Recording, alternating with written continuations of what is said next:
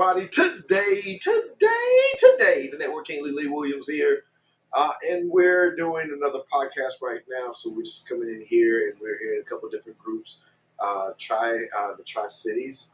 We got basketball on here, Tri-Cities Basketball, Network King Lee Williams page, some other pages.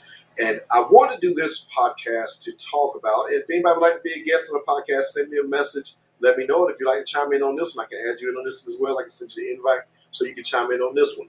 What I want to talk about today, what I would like to talk about today is youth parents get to know more information about travel sport. The parents, youth travel parents, parents who are in youth sports parents who are want to get into travel sports, basketball, soccer, baseball, any of that. Get to know more details about it. Get to know more information about it. So I'm going to provide a few things for you that hopefully can help those who are looking at wanting to get their kids into travel sports, because there are different levels. There's area community sports. Then there's, you got your little smaller area travel areas you can go to. And then you've got these competitive travel places that you can go to and get in on. You can also leave a comment in as well on this as well. So I'll see the comments and we'll put the comments up as well. If somebody puts a comment up on there, we'll plug it in and then we'll post it up. It comes up like that right there. So you see that. So these are some of the things you can do on here, on this comment, on this page, on the post, on the videos. So definitely love hearing from everybody. So leave a comment, leave a message, leave a note. We're also on YouTube. So you got the Network King Lee YouTube, Facebook, the Network King Lee Williams Facebook, the Tri-Cities Basketball page that this is also on and being aired on as well. And some other pages also, so you'll see them on that part. But let's just go back in here and let's talk here for a minute. So parents, youth sports parents, because a lot of times I get people asking, hey, what is this type of thing? What is that? And a lot of people say, I didn't realize what this is or what that is. There's different costs involved, depending on, the teams, organizations, how far they go out, where they go out to, and stuff like that. So, and that's something that parents need to know and need to realize. You've got some things after your school sports, because school ball is one thing that's different. Yeah, they go to do away games, home games, stuff like that. They do the practice at the school, and that's that, and that's it. When you get into travel sports, it's a little bit different. I mean, it's just like you have rec league level sports, recreation, community recreation, your city parks and recreation, or county parks and recreation. Those type sports, the kids pay a fee. It might be $25 per child, could be $50 per child or something like that. And they'll play at their area community gym or area community park or some school in the area at that gym or park, and all the games may be at one location. The kids may play every weekend. They might practice once a week or something like that in your community rec leagues. Now, in your community rec leagues, of course, normally, I know the younger ages, everybody gets playing time. Everybody gets almost like the same level of play or same time of play and stuff like that. And those are more what some call participation leagues. Everybody will get a trophy or something at the end of the year, or they'll get a certificate, a plaque or something on there at the end of the year on that part. And, so that's a little bit different on that level of it.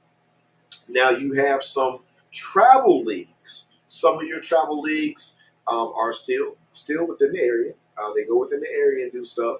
Some of them may travel out to the local, the nearest city or the nearest county. So you may go to a couple of different schools and play. A couple of different gym locations, something like that, like a sportsplex center or something like that, and play. And they're still in the area. The fees to join it are a little different. Obviously, they have some tournaments that go on.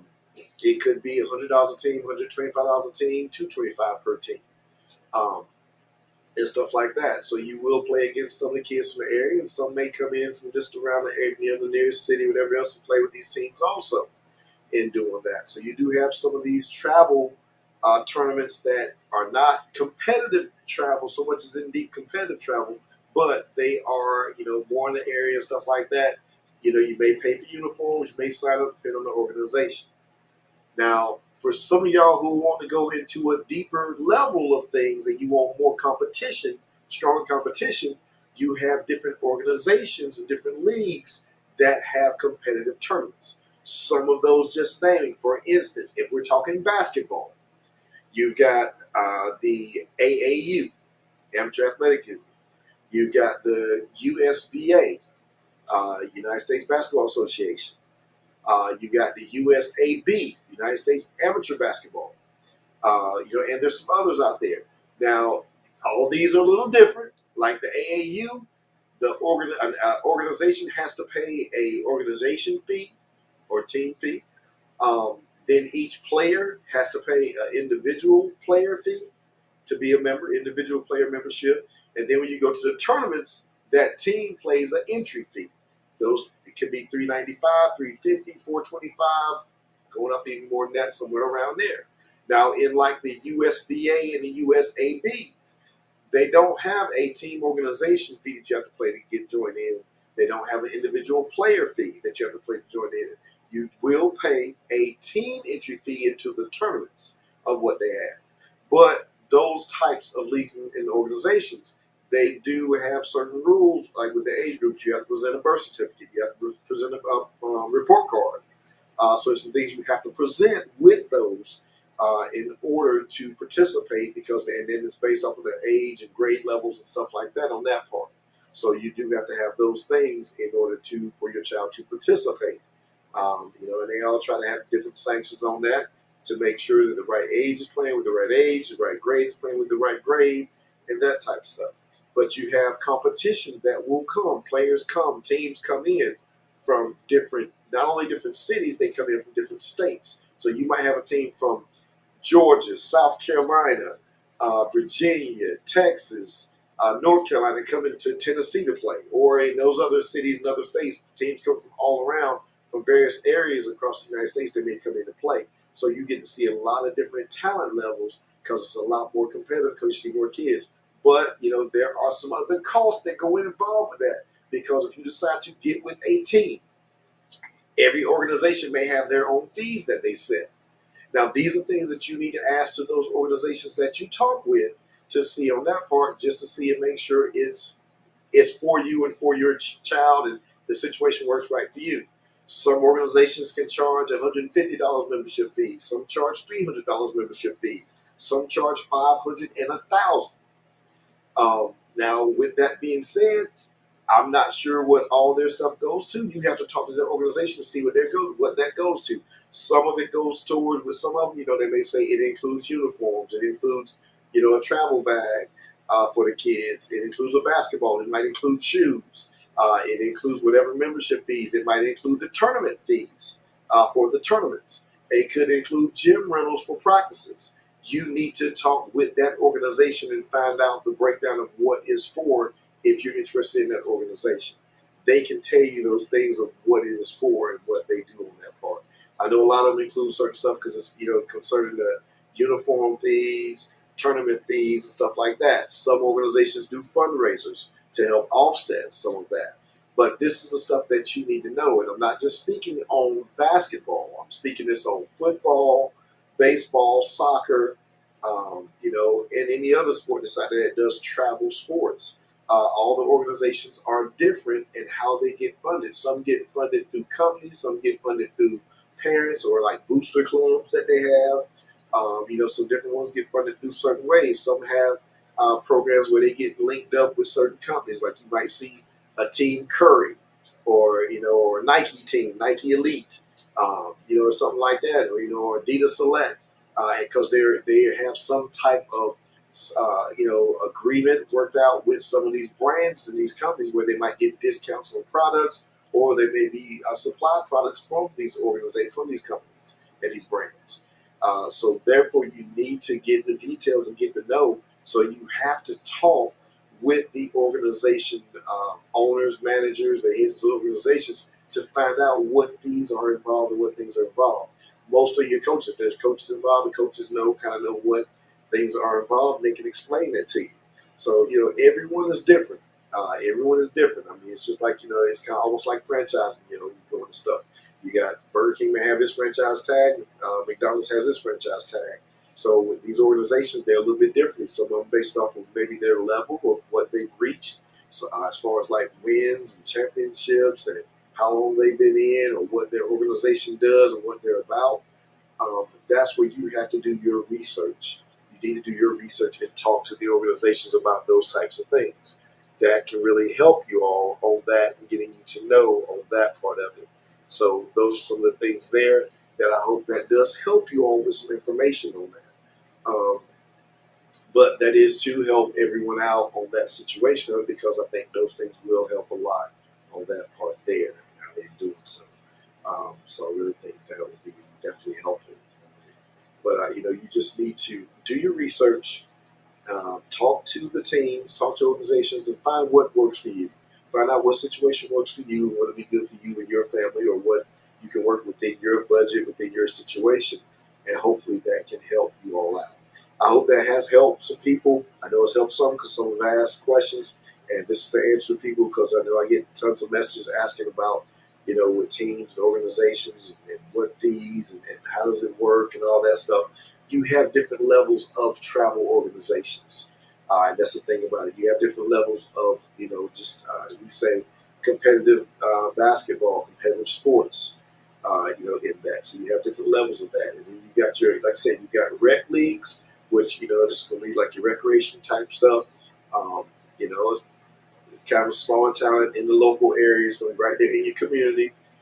So you don't have a lot of travel involved on that stuff there. Then you got your other travel teams and your competitive travel teams where they may travel out a little further. Some travel within the city and state. Some travel outside the state. There are some that travel. I've seen some teams like from Tennessee that travel down in Florida, to Georgia, Ohio, Kentucky. Teams from North Carolina that travel to South Carolina, Georgia, Florida. They may travel up to New York. So this is where you need to ask the teams, ask the organizations how deep they are, how far they travel, and what all they do. You can ask them if they are affiliated with organizations like AAU, USAB, or USBA. You can ask those questions. I know some of the websites like AAU has it set up where you actually can go in and you can type in a state to see what organizations are in that state, or you can type in the name of the organization. If somebody's saying they're affiliated with AAU, you can go in and type in the name of that organization to see if they're affiliated with AAU. And I know there are ways you can probably find the same connects with USAB and USBA. All those are great organizations. They all have some great opportunity and stuff that can help. I mean, you got other stuff with football organizations, basketball, baseball, and all of that. Travel ball can be fun, but it does have some expenses to it. Let's just be real. There are some costs involved in that, so it does have some expenses to it in any of these travel sports. But they can be fun, and your kids can learn a lot, and they can build a lot. But just make sure, I would say before you jump into it, just make sure you're serious or your child is serious about wanting to do it because it is an investment. It is an investment. I mean, we all want our kids to grow. We want them to build. But parents, I'm just going to tell you, when you decide to do travel sports, it is an investment. Not just on money, but also time because your kids going to be traveling different places. You're going to either travel with them or take a place, or they're going to have somebody who's going to give them a ride. Stuff like that, and trying to arrange those things on there. So, and then there's fees, entry fees to the games, to the tournaments, stuff like that. Not just for the team, the parents, have entry fees for the tourists as well. They have to pay, to be fans of the game, spectators. They got like weekend band passes that you buy, or daily bands that you buy as far as entries and stuff like that. Hotels may be involved. You might have to, book a hotel and stay the night at a place to stay overnight. For some of the tournaments and stuff like that. So that's why I say it's an investment and there's other stuff involved with that. So please make sure you do your homework and ask. Ask. No question, not asking a question is a stupid question. But if you ask a question, no question is a stupid question. Asking a question is not a stupid thing. It's good to ask because if you don't know, it's better to know and learn or at least get a little bit of insight on it because as you start doing your research, it helps you know more and more. And that way, before you get too involved into it, you kind of know what you can and you can't do or what you might need to do to make it better and make it work. Like I said, some teams do fundraisers. Some teams do stuff with sponsorships and stuff like that. So it helps to offset some of the expenses. Some teams just have their set fees, and where they are is their price point. Um, I don't knock them because I don't know their situation and what they do. And they've got this stuff in place for a reason. You just have to ask them why and what it's for.